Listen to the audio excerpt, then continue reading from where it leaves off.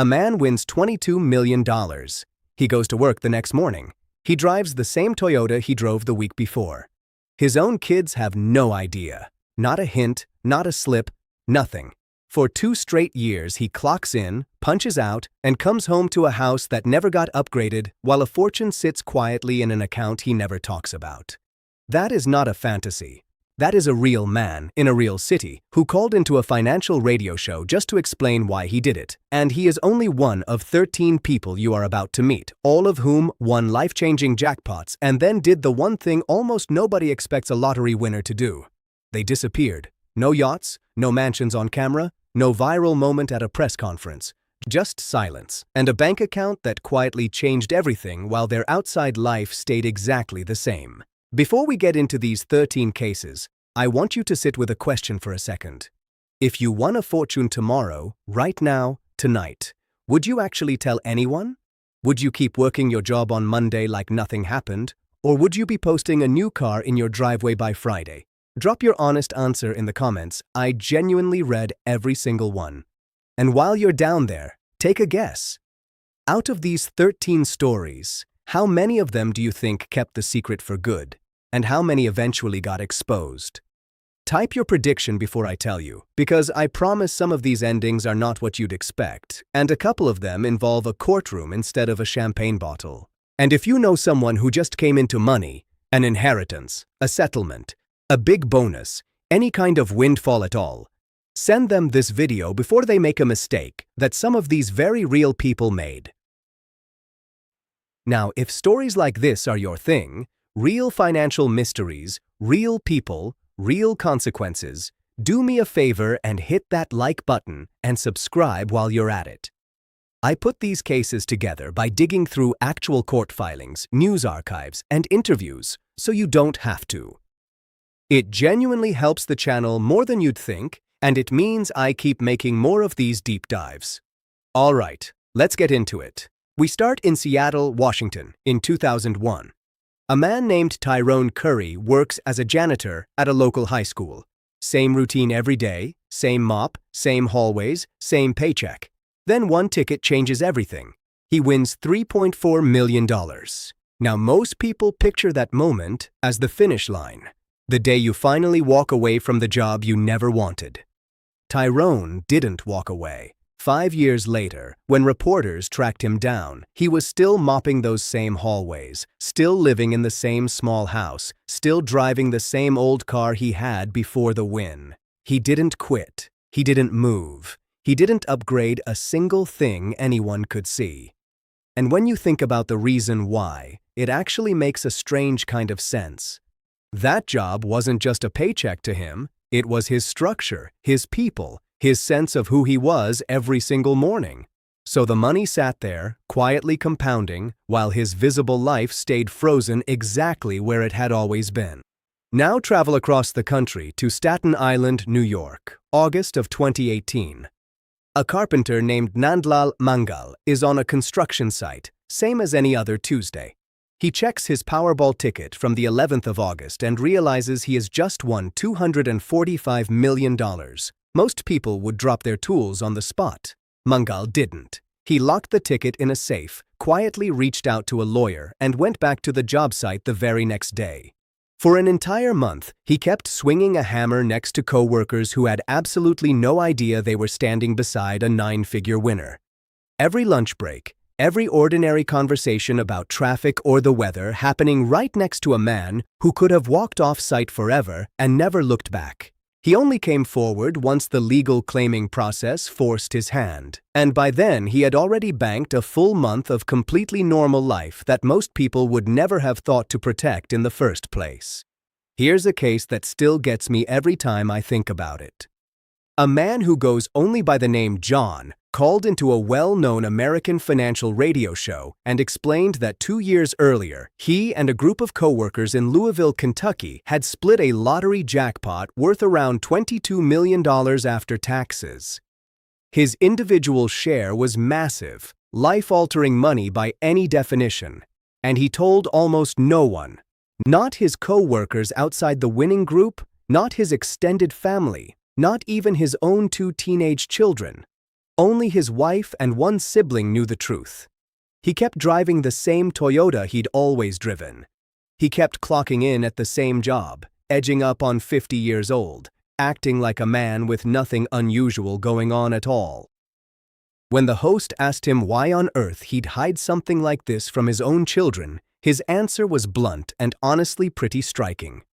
He said he didn't want his kids growing up waiting around for him to die just to get the money. He wanted them to go build careers and identities of their own first, without a safety net they knew about hanging over every decision they made. Now let's go global for a second, because this next one is wild.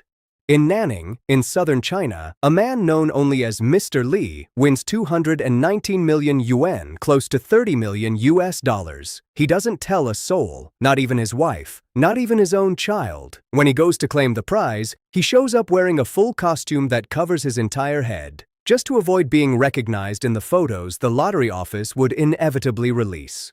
His reasoning was almost philosophical when he finally spoke to a reporter. He said he was afraid the money would make his family lazy, that it would rob them of the drive to build something for themselves. He ended up donating 5 million yuan to charity and quietly figuring out the rest on his own terms, all while his wife and child went on believing they were living a perfectly ordinary life. There's actually one more case from that same wave of workplace jackpots worth mentioning here, because it shows the exact same instinct playing out on a much bigger scale. In the San Francisco Bay Area, in July of 2018, 11 co-workers in the financial industry pooled a few dollars each on a whim after hearing how big that month's jackpot had grown. They ended up splitting $543 million, one of the largest single-ticket prizes ever claimed in California. Only one of them, a man named Roland Reyes, ever agreed to have his name released publicly, and even he kept things vague, refusing to say exactly where the group worked. The rest stayed almost entirely silent. And here's the detail that really stands out. Every single one of them said they planned on keeping their jobs, not easing into part-time, not quietly disappearing. Keeping the actual jobs, at the actual company, working alongside people who now knew their co-workers were multimillionaires many times over. Reyes told reporters they loved what they'd built there and simply didn't want to walk away from it, no matter how much money had just landed in their laps. Which one of these has gotten to you the most so far? Because we are only about a third of the way through, and honestly, it gets more intense from here, especially once money starts colliding with marriage and divorce court. Drop the name of the case that's hit you hardest in the comments. I genuinely want to see which one is landing the most right now. Let's head to Merrimack, New Hampshire, January of 2018.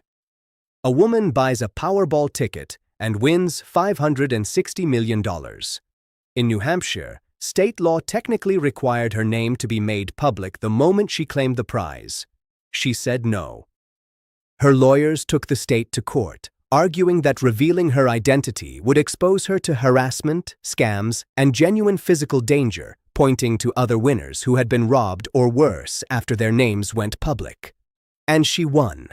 A judge ruled in her favor, letting her collect $264 million after taxes under the legal name Jane Doe.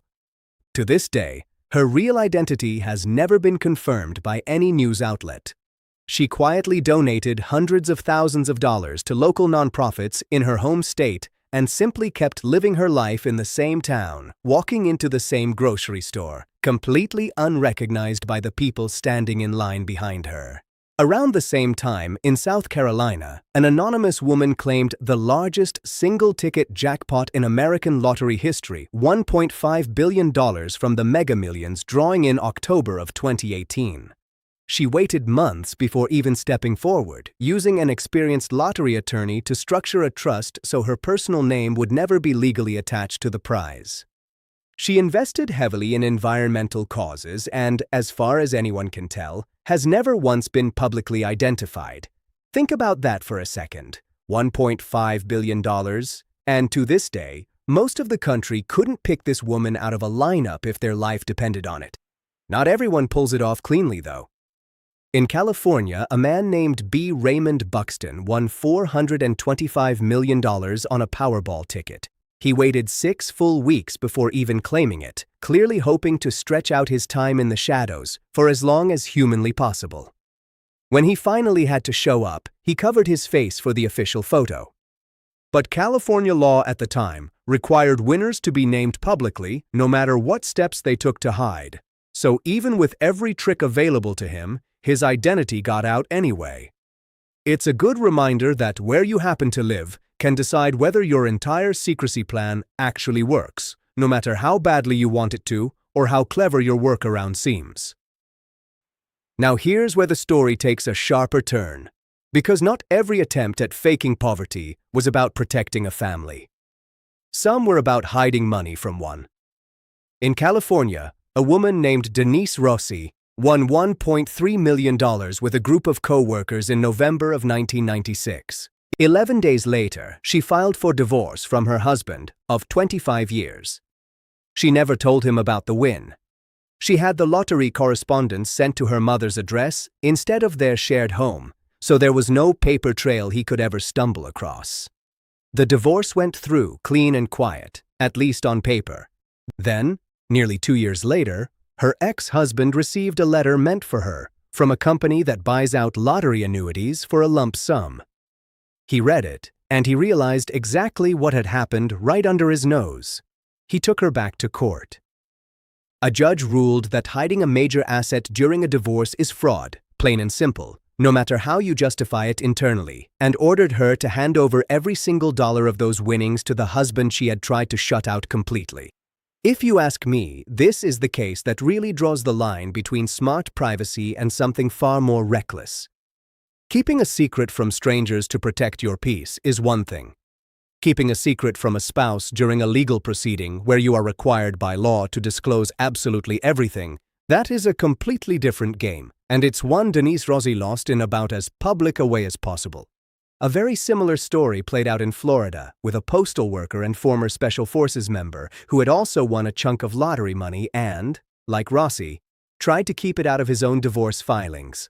Word got out before his case fully closed, though, and rather than risk the exact kind of ruling that buried Rossi, he came forward and let the winnings factor into the settlement instead. 2 different states, 2 very similar temptations, 2 very different outcomes, but the same lesson sitting underneath both of them. The law does not care how convincing your poker face is once a court gets involved. Let's lighten the mood for a minute, because this next one might be my favorite case on the entire list. In Calgary, Canada, a retired executive named Tom Christ wins $40 million playing the lottery almost on autopilot, the kind of subscription service where your numbers get checked for you automatically every single draw. He's on a golf course in Palm Springs, California, when he gets the call. He finishes his round. He has lunch.